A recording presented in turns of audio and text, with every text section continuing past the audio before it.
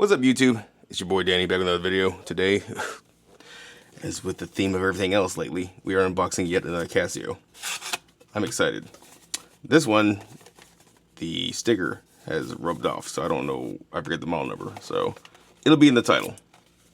But it's definitely it's an iconic watch, if I can speak English. Let's take a look. Ooh. That's nice. So, kind of the theme lately, I've been buying budget Casio watches because I like to collect Casio watches. And I'm not the only one, there's a lot of people. Shout out to the Mad Watch Collector. He's a Casio fanboy, and as am I, but his collection is bigger than mine, and he's got the Casio rotating display case from some retail shop. Like, shout out, dude. Very nice. Anyway, this is, it doesn't say what kind of watch it is. You know what? It's probably going to be on the back. This is a very, obviously, vintage-inspired Casio watch.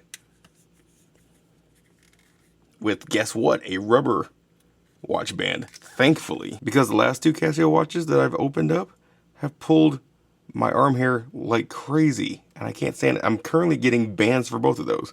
That probably costs more than the watch, which, whatever, is kind of funny. I like those watches, though. I definitely want to wear them. So it's worth getting the bands, in my opinion. You know, I'm not here to flip these watches. These are from my personal collection. So,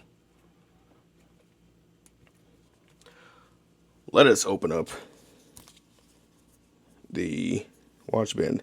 I do like the black rubber. I actually like that. It goes well with the gold, in my opinion. It goes really well. This is the W217H. There you go. W217H. So, very nice. I'm going to put it on. That's just your standard, simple Casio quartz.